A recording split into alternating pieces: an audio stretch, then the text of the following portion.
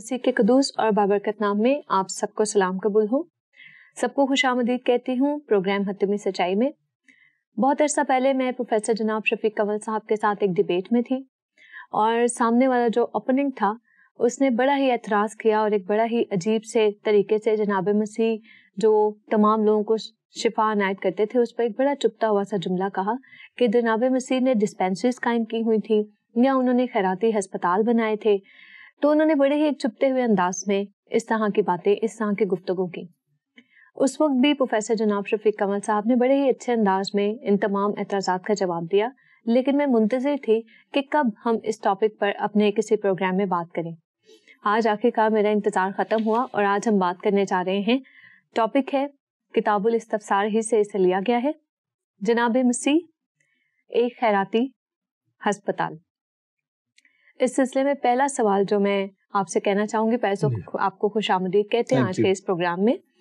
और जो है इस पे जो है ज़फ़र इकबाल साहब ये एतराज़ करते हैं कि जनाब मसीह ने चंद बीमारों को शिफा दी, चंद नाबीना अफराद को बिनाई दी, चंद लंगड़ों को टांगे और चंद मुर्दों को दोबारा जिंदगी अता कर दी। ये तो एक खैराती हस्पताल खोलने के मुतरादिफ है, मगर यहूदी कौम के इत्मीनान के लिए ये काफी ना था। कैसा ही है? पहली बात तो खैराती अस्पताल ये एक ताना दे रहे हैं, क्रिटिसाइज कर रहे हैं मसीह के मौजज़ात को, मसीह के कामों को। शायद ये मसीह यसू की शख्सियत को समझने से कासर हैं। तो मैं खैराती अस्पताल की बात आपको बताऊं कि ये बात की पैदावार है। इवन ये वोकैबुलरी भी मसीहत के बाद मुतारफ हुई है, मगर इस काम की तहरीक तो मसीह ने दी थी। मैं दो चीजें मसीह की आपके सामने रखना चाहता हूँ। मंशूर नासरत में यसू मसीह जब आए हैं तो उन्होंने जो अपना मंशूर लोगों के सामने रखा कि गरीबों को खुशखबरी, कैदियों को रिहाई, अंधों को बीनाई और कुचले हुओं की आज़ादी का पैगाम मसीह यसू ने दिया कि ये मेरा मंशूर है।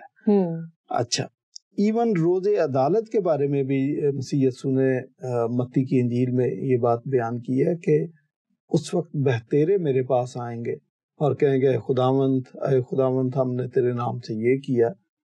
तो वो मैं उनको कह दूंगा कि अय बदकारों मुझसे दूर हो जाओ, मैं तुम्हें नहीं जानता, क्योंकि जब मैं भूखा था तुमने मुझे खाना नहीं खिलाया, मैं नंगा था तुमने मुझे कपड़ा नहीं पहनाया, और मैं कैद में था तुमने मेरी खबरगिरी नहीं की, वगैरह वगैरह ये बातें। तो आप ये देखें कि मसीह यसू तो सारी की सारी बात जो फोकस कर रहे हैं वो इंसान की बेहतरी, फलाह और बहबूद की बात कर रहे हैं वो। तो आप कह रहे हैं कि जी खैराती अस्पताल, तो मसीह यसू की तालीमात से मुतासर होकर ही मसीहों ने इस किस्म के खैराती अस्पताल, स्कूल और लोगों की फलाह व बहबूद के अदारे कायम किए। सो मच सो जो मसीह यसू ने एक तमसील बयान की थी कि खुदा की बादशाही यानी चर्च राई के दाने की तरह है जो तरकारियों में सबसे छोटा है, लेकिन जब बढ़कर तना व दरख्त बनता है तो इतना बड़ा हो जाता है कि परिंदे आकर इस पे बसेरा करते हैं। तो ये जो सियासी पनाह लेते हैं लोग जाके क्रिश्चियन कंट्रीज के अंदर, it is Bible based. Even old testament के अंदर भी पनाह के शहर बनाए गए थे। तो हमें ये ताना देना कि खैराती अस्पताल, खैराती काम, ये तो सारे का सारा मसीह की तालीमात, इलाही तालीमात से माखूज है। हम ही बताने वाले हैं और हमें आप ताना दे रहे हैं। आज मुझे बताएं कि कौन सा इस्लामिक कंट्री है जिसने किसी को सियासी पनाह दी? को इक्का दुक्का स्पेशल केसेस में हो सकता दे दी हो, लेकिन आम नहीं है। तो मसीही तो ये करते हैं। दूसरी बात, जो आप मौजज़ात की बात कर रहे हैं, आप क्रिटिसाइज कर रहे हैं। पहले आप कह रहे हैं कि चंद लंगड़ों को टांगे दे दी, चंद मुर्दों को जिंदा कर देना। आप उसकी फजीलत नहीं समझे। ये मौजज़ात बराए मौजज़ात नहीं थे। आपको इनकी गहराई को समझना है 4 دن کا مردہ جب زندہ کر دیا اور پھر مسیح یسوع خود بھی مردوں میں سے جی اٹھے، یہ صرف مردے کا زندہ ہونا ہی نہیں تھا بلکہ قیامت کے نظریے کی بنیاد تھی۔ آپ تو بڑی آسانی سے صبح اٹھتے ہیں، کہہ دیتے ہیں جی میرا قیامت پر ایمان، لیکن آپ کو پتا ہے کہ قیامت کا نظریہ مسیح یسوع کے مردوں میں سے جی اٹھنے کی وجہ سے قائم ہوا ہے؟ یہ نہیں آپ کو پتا۔ تو صرف مردے کا زندہ ہونا نہیں بلکہ قیامت کا نظریہ ہے کہ پورے بنی نوع انسان کے لیے یہ نظریہ ہے کہ وہ مر جائیں گے، اب آپ کے پاس زندہ امید ہے کہ آپ دوبارہ بھی جی اٹھیں گے۔ تو آپ اس بات کو بھول گئے ہیں، آپ نے کہہ دیے چند مردے زندہ کر دیے۔ نہیں بھائی، پوری بات کو سمجھے۔ ایک اندھا مسیح یسوع کے پاس آتا، اس کی آنکھ کے پیدائشی طور پر ڈیلے نہیں تھے، گول آئی بالز نہیں تھے۔ مسیح یسوع نے اسی وقت مٹی سانی اور وہ ڈیلا بنا کے تو اس کی آنکھ میں لگا دیا۔ یہ کریشن کا کام ہے۔ تو یہ معجزہ ایک عام معجزہ نہیں ہے، یہ کریشن کا معجزہ ہے۔ تو آپ اس کو کیسے نظر انداز کر سکتے ہیں؟ مفلوج کی بات جب ہم کرتے ہیں تو اس کو مسیح یسوع نے کہا تھا کہ تیرے گناہ معاف ہوئے اور اپنی چارپائی اٹھا اور چل۔ صرف چارپائی اٹھانا اور چلنا نہیں بلکہ اس کے گناہ بھی معاف ہوئے۔ لیکن جب اس نے چارپائی اٹھائی اور چلنا شروع کر دیا جو کہ پہلے مفلوج تھا، تو یہ اس بات کا ثبوت ہے کہ اس کے گناہ بھی معاف ہو گئے تھے۔ یہ معجزہ عام معجزہ نہیں ہے۔ مجھے بتائیں اقوام عالم میں یا اس لسٹ کے اندر جن کے آپ نام گنواتے ہیں کوئی ایسا شخص جو کسی کے گناہ معاف کر سکتا؟ نیور۔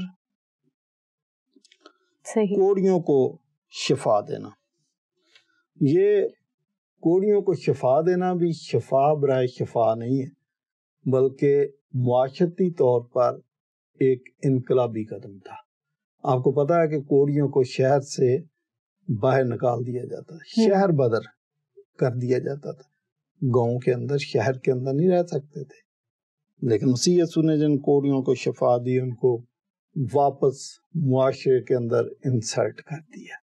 تو یہ معجزہ عام معجزہ نہیں تھا، کیونکہ ان کوڑیوں کو یسوع مسیح نے کہا کہ جو موسیٰ نے تمہارے لیے نظر مقرر کیے جا کے گزرانا، اور اپنا جسم کس کو چیک کراؤ؟ کاہن کو، جس نے فتویٰ دیا تھا کہ بھائی آپ شہر کے اندر نہیں رہ سکتے، جو اس کو چیک کراؤ کہ اب ہم رہیں گے، ہمیں ویزا مل گیا ہے۔ تو آپ نے تو بڑی آسانی سے کہہ دیا کہ چند مردے، چند لنگڑے، آپ کو پتا نہیں کہ معاشرے کے فیبرک کو مسیح یسوع نے تبدیل کر دیا۔ مجھے یاد آتا ہے کہ یہ جو لیپرسی ہاسپٹل ریگل کے پاس جب یہ بنایا گیا تو آس پاس کے لوگوں نے وہ مقدمہ کر دیا ہائی کورٹ میں کہ یہ کوڑی آتے ہیں تو آپ نے کوڑ کا ہسپتال شہر کے دل کے اندر بنا دیا۔ تو جو ڈاکٹر گئی کیس فیس کر رہی تھی، اس نے جا کے تو ایک کوڑی کو سامنے کھڑا کیا اور انجیکشن لگایا، اس کا تھوڑا سا خون نکالا اور وہی انجیکشن، خون تو پھینک دیا، اپنے ادھر لگا لیا۔ تو دیکھے میں کھڑی ہوں، مجھے تو کچھ نہیں ہو رہا۔ تو مقصد شہر کے اندر کوڑیوں کا واپس لانا، آپ کو مقدمہ کرنا پڑا۔ مسیح نے ان کو شفا دے گا، جاؤ واپس معاشرے کے اندر۔ تو اس کی بنیاد بھی آج اگر آپ ہسپتال بنا رہے ہیں تو مسیح یسوع کی رکھی ہوئی بنیاد ہے۔ صحیح۔ تو پھر آپ کا اعتراض کہ جی خیراتی ہسپتال بڑی آپ نے طنز کر دی، یہ خیراتی ہسپتال بھی مسیح یسوع کی دین ہے۔ ایک مجھے اور خیراتی ہسپتال سے واقعہ یاد آ گیا۔ اشفاق احمد صاحب بڑے مشہور شخصیت، جی، ایک محبت سو افسانے ان کا ڈرامہ چلتا رہا، اور ملتان ریڈیو اسٹیشن سے تلقین شاہ پروگرام آتا تھا، بڑی مشہور شخصیت تھی۔ انہوں نے ایک دفعہ تنقید کر دی کہ مسیحیوں کی انجیل کی منادی کا طریقہ فیل ہو گیا، تو اب انہوں نے خیراتی ہسپتال اور این جی اوز اور فلاح بہبود کے ادارے بنانا شروع کر دیے۔ میں کہتا ہوں انتہائی لا علم شخص تھے اگر آپ نے یہ بات کر دی، یا کم سے کم بائبل سے تو آپ لا علم تھے۔ یہ جو بات میں نے منشور ناصرت اور روز عدالت جو آپ سے استفسار کیا جائے گا جن چیزوں کے بارے میں، ان سے تو پتہ چلتا ہے کہ مسیح یسوع نے خود ان چیزوں کی بنیاد ڈالی ہے ایون پوری بائبل بھری پڑی ہے. تو آپ بغیر سوچے سمجھے بائبل پہ، اناجیل پہ، مسیحوں پہ اعتراض کر دیتے ہیں. خدا را پہلے اچھی طرح ان چیزوں کا مطالعہ کر لیا. اور یہ بھی کہ اس چیزوں سے استفادہ کس نے حاصل کیا. جی. پاکستان میں جتنے کرسچن ہاسپٹلز قائم ہوئے، کراچی کے اندر اتنے سارے کرسچن ہاسپٹلز ہیں، وہ سرو کس کو کرتے ہیں؟ جی پوری دنیا کو فائدہ پہنچانے والے ہم ہی ہیں. اینی آگے وہ کہتے ہیں جناب مسیح اپنے کاموں ہی کو ہی اپنی صداقت کا معیار ٹھہراتے ہیں، تو پھر وہ ایسے کام کرنے پر کیوں قادر نہ ہو سکے جس سے یہودی قوم ہمدوش سریا ہو جاتی؟ 2 سوال ہیں اس میں. ان کا پرابلم یہ ہے نا کہ یہ 3 سوال ایک سوال میں کر جاتے ہیں. بہرحال بات کرتے ہیں.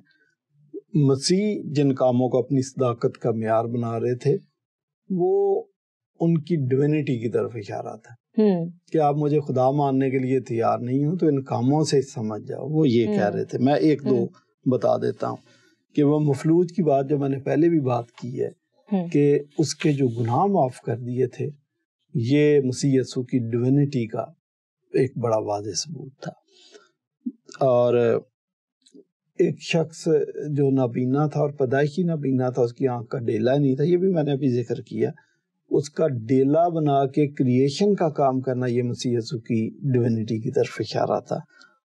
کوڑیوں کو آپ نے تو ان کے لیے مقرر کر دیا، حکم نامہ جاری کر دیا کہ آپ شہر میں نہیں رہ سکتے. نہ صرف شہر میں رہنے کی اجازت نہیں ہے، بلکہ کوڑی جب جاتے تھے تو یہ بھی کوڑی کی ڈیوٹی ہے کہ وہ اپنے منہ پہ کپڑا رکھے اور وہ چلا کے وہ انفارم کرے لوگوں کو کہ مجھ سے بچو، میں کوڑی ہوں. آپ دیکھیں کہ اس شخص کے ساتھ سائیکالوجیکلی بھی وہ کتنا ٹارچر میں. جی ایسے لوگوں کو معاشرے کے اندر واپس ان کا مقام دلانا یہ کوئی چھوٹا کام نہیں تھا. تو یہ کہنا کہ مسیح کی صداقت کا معیار اس کے کام تھے، تو وہ ڈیوینٹی کی طرف اشارہ تھا. جو آپ سمجھ رہے ہیں نا وہ نہیں ہے. وہ یہ کہہ رہے ہیں کہ ان کو جی کام ایسے کرنے چاہیے تھے جس سے بنی اسرائیل قوم ہم دوش سریا ہو جاتی. یہ اس سوال کا دوسرا پارٹ ہے، اس پہ بھی ہم بات کرتے ہیں. ہم دوش سریا کا مطلب ہے کہ اس قوم کو سرفرازی دیتے، یہ تو مار کھاتی رہی ہے، ان پہ تو دیگر اقوام کا تسلط رہا، لوگ ان کو غلام بنا کے لے جاتے تھے، اسیری میں چلے جاتے تھے، لوگ ان کو مارتے تھے، تو بڑی پریشانی تھی. ابھی حال ہی میں یونانیوں نے ان کو اپنا غلام بنا کے رکھا. یونانی چلے گئے تو رومی آ گئے، اور اب بھی جب مسیح یسوع آیا تو بنی اسرائیل قوم غلامی میں تھی، رومیوں کے زیر نگین تھے. تو یہ کہہ رہے ہیں کہ بھئی یہودیوں کے لیے تو جو بڑا میسج تھا وہ یہ تھا کہ ان کو غلامی سے نجات، آزادی دلائی جائے اور ان کو حکومت واپس دلائی جائے. یہ ان کی سوچ ہے. صحیح. دیکھیں، آپ خدا کے منصوبے کو سمجھیں اور اس ایگریمنٹ اور اس عہد کو سمجھے جو خدا نے بنی اسرائیل سے کیا تھا. وہ ایگریمنٹ کیا تھا؟ وہ ایگریمنٹ یہ تھا، سب سے پہلے جو خدا نے کہا ان کو کہ میں تجھے ایک بڑی قوم بناؤں گا. نو ڈاؤٹ یہ بات کہی تھی، لیکن اس کے ساتھ اس کے لوازمات بھی موجود تھے. بھائی خدا نے ان کو استحقاق دیا تو اس کا مطلب ان کے کچھ فرائض بھی ہوں گے. تو فرائض میں یہ تھے کہ خدا ان کو کہتا ہے کہ قوموں میں میرے نام کی تمجید ہوگی.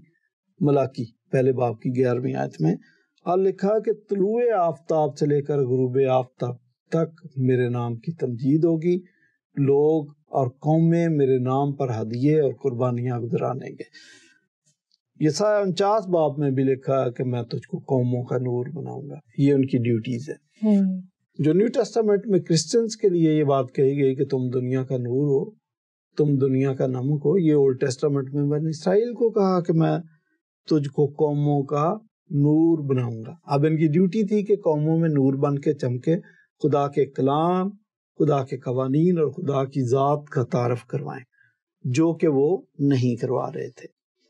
تو بنی اسرائیل نے خدا کو بڑا مایوس کیا، یہاں تک مایوس کیا کہ کلام مقدس میں مرقوم ہے کہ بنی اسرائیل کا سارا گھرانہ دل کا نامفتون ہے.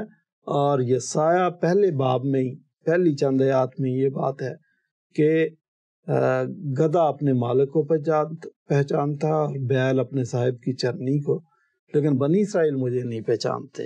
پھر ملاکی میں جو لاسٹ وارننگ دی ہے بنی اسرائیل کو، اور اس کے بعد 4 سال خدا ان سے بولا نہیں ہے، اس میں لکھا ہے کہ تم اپنے باپ دادا کے ایام سے ہی میرے آئین کے منحرف رہے ہو۔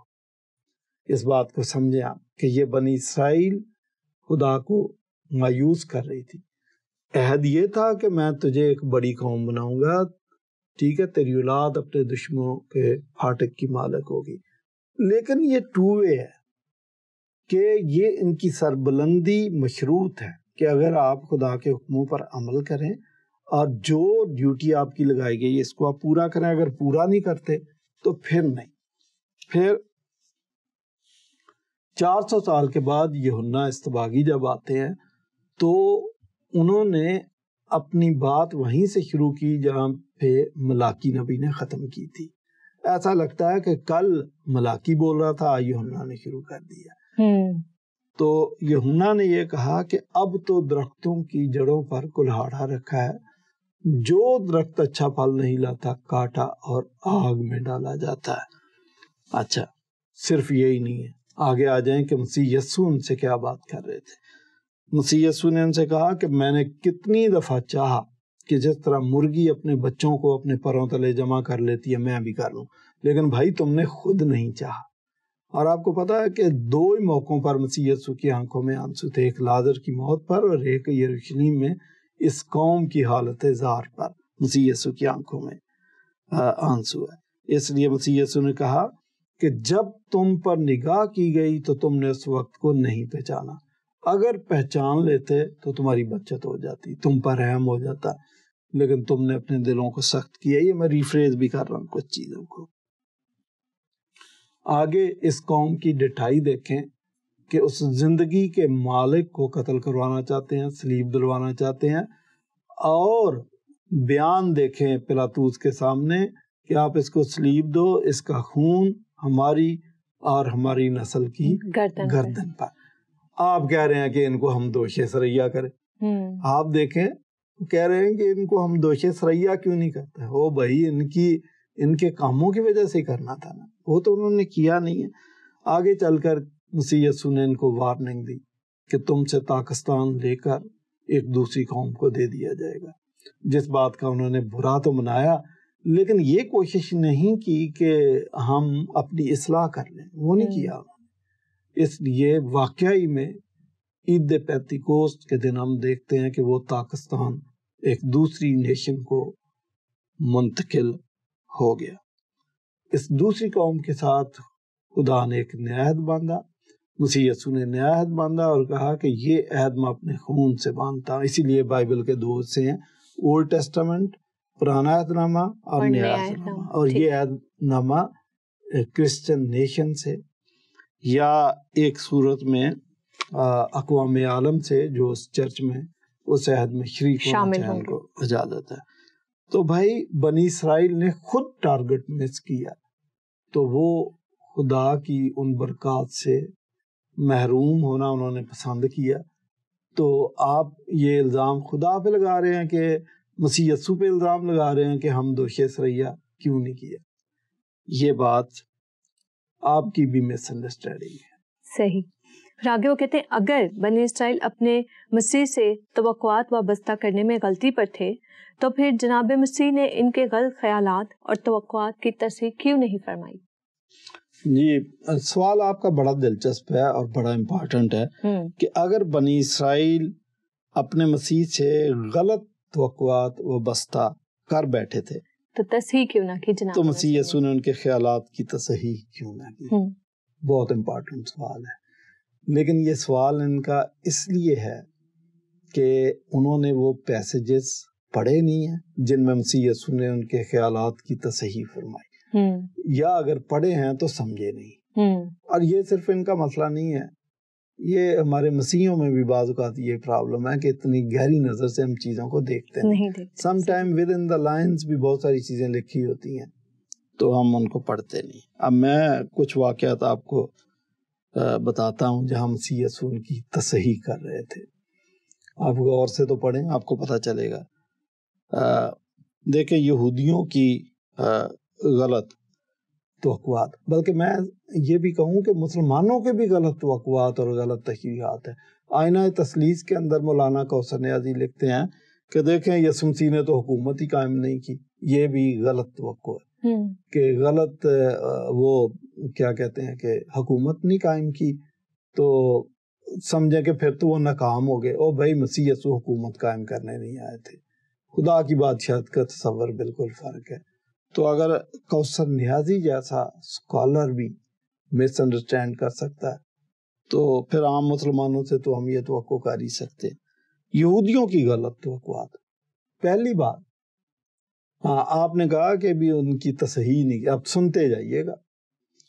نمبر 1, زبدی کے بیٹوں کی ماں یہ سمجھتی تھی کہ مسیح ہمارا رشتہ دار بھی ہے, اور وہ مسیح کے پاس دونوں بیٹوں کو لے گئی, اور اس وقت لے کے گئی جب ان کو امید تھی کہ اب یسوع مسیح تختہ الٹ کے رومیوں سے آزادی لے گا اور یہودی حکومت قائم ہو جائے گی, اور عین ممکن ہے کہ سلیمان کا اور داؤد کا دور دوبارہ شروع ہو جائے. تو اگر سلیمان کا سنہری دور شروع ہو گیا تو پھر میرے دونوں بیٹوں کو بھی اہم پوسٹیں دے دینا. یہ جو کہا نا دائیں اور بائیں بٹھانا, تو آپ کو یاد ہوگا کہ مسیح نے اس کی تصحیح کی کہ آپ تو مس انڈرسٹینڈ کر رہی ہو, یہ دائیں بائیں بٹھانا جو ہے نا یہ خدائی کام ہے سارے. تو یہ جو آپ سمجھ رہے ہو نا حکومت والا, یہ نہیں ہے, یہ خدا نے کرنا, اور وہ خدا کی بادشاہی میں خدا کی مرضی سے ہی آپ آ سکتے ہیں. نمبر 1. نمبر 2 کہ مسیح یسوع جب یروشلم میں آخری ہفتے میں شاہانہ داخلہ ہوا تو جو لوگوں نے نعرے لگائے تھے کہ ہوشنا مبارک ہے وہ جو خداوند کے نام سے آتا ہے, اور کارپٹ بچھا رہے تھے, کپڑے بچھا رہے تھے, کھجور کی ڈالیاں ہلا رہے تھے, وہ اس امید پر کر رہے تھے کہ اب یہ تختہ الٹے گا. سب یہودی یہی سمجھتے تھے. وہاں بات اس سے تھوڑا سا پہلے ایک شخص آتا ہے کہ استاد تو جہاں بھی جائے گا میں تیرے ساتھ چلوں گا. تو یہ اس کا جو ڈائلاگ تھا, اس کو سمجھے میں ریفریز کر دیتا ہوں کہ استاد اب تو حکومت کا تختہ الٹنے کے لیے جا رہا ہے تو میں تیرا جان نثار ہوں, تو میں تیری خاطر جان لے بھی سکتا ہوں, جان دے بھی سکتا ہوں. یہ وہ کہہ رہا تھا. تو اس کو بھی یہ تھا کہ بھائی یہ جب تختہ الٹے گا تو چلو اور کچھ نہیں, نوکری نہیں, نوکری تو وہ کزن آگے دو تو نوکری نہیں تو بھائی مجھے 1000 گز کا یروشلم میں پلاٹ دلا دینا. یہ شخص 3.5 سالہ منسٹری میں کہیں نظر نہیں آیا, اچانک سے اپرچونسٹ بن کے آ گیا. تو مسیح یسوع دلوں اور گردوں کے جاننے والے تھے, اس کو جواب کیا دیا. یہ اس کی تصحیح تھی, جو کہہ رہے ہیں نا کہ تصحیح کیوں نہیں فرمائی. تصحیح کی کہ بھائی پرندوں کے تو گھونسلے ہوتے ہیں اور لومڑیوں کے بھٹ, ابن آدم کے پاس تو سر دھرنے کی جگہ نہیں ہے, تو پلاٹ کا سوچ کے آ گیا.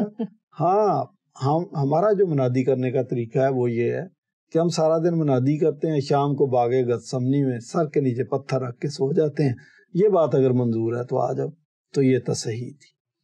اور بھی ایک شخص کو جو کہا کہ مردوں کو اپنے مردے دفنانے دو, جو یروشلم میں جلوس میں آیا ہوا تھا اور مسیح یسوع کو کہہ رہا تھا کہ میرے باپ کی ڈیتھ ہو گئی ہے تو میں ذرا دفن کر کے آ جاؤں. آپ مجھے بتائیں کہ جس کے باپ کی ڈیتھ ہو گئی ہے وہ جلوس میں آئے گا؟ تو وہ بہانہ ہی لگا رہا تھا, تو اس کی بھی تصحیح کر دی. اور پلاطوس کو جواب کہ بھائی تیرے پہ الزام یہ ہے کہ تو بادشاہ بننا چاہتا, تو مسیح یسوع نے اس کو واضح کر دیا کہ میری بادشاہی تو اس دنیا کی ہے ہی نہیں, ورنہ میرے خادم لڑتے. چلیں ایک اور بہت بڑی وضاحت ہے کہ مسیح یسوع نے کہا کہ جب جس طرح تم مجھے دیکھ رہے ہو میں آسمان پر جا رہا ہوں, اسی طرح واپس بھی آؤں گا. تو آپ کو پتہ شاگردوں نے مسیح یسوع سے کیا کہا؟ انہوں نے کہا کہ اچھا جب تو واپس آئے گا تو اس وقت ہمیں بادشاہی دے دے گا. تو مسیح یسوع نے واضح کر دیا تھا, ان کی غلط فہمی کو دور کر دیا تھا کہ جو تم بادشاہی سمجھ رہے ہو وہ بادشاہی نہیں. ان وقتوں کا اور میعادوں کا جاننا خدا نے اپنے پاس ہی رکھا, یہ اس کو پتہ ہے. اور سچ مچ 3 صدیوں بعد وہ وقت اور میعاد خدا کے حضور پورے ہوئے اور پورا روم کرسچن ہو گیا. لیکن اب سنو میں کیا کہہ رہا ہوں.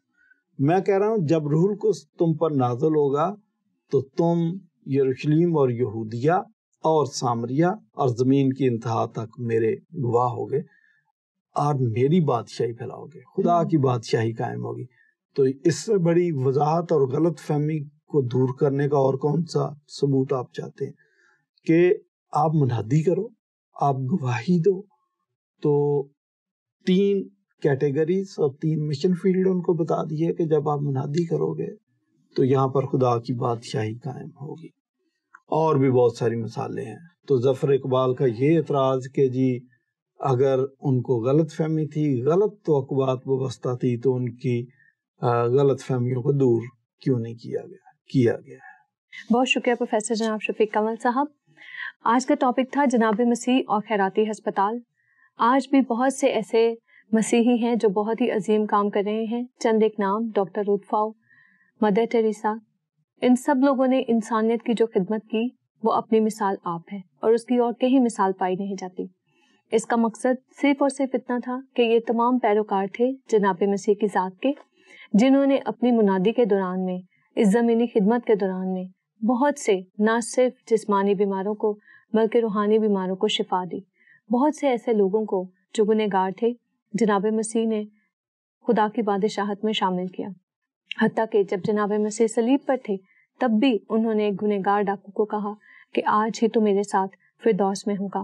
ہم جو کسی نہ کسی جسمانی بیماری میں یا روحانی بیماری میں مبتلا ہیں, اگر آج بھی ہم جناب مسیح کی ذات کو قبول کرتے ہیں تو وہ آج بھی فوراً ہمیں اسی وقت کہتے ہیں, اے گنہگار, آج تو نے توبہ کی تو آج ہی میرے ساتھ فردوس میں ہوگا.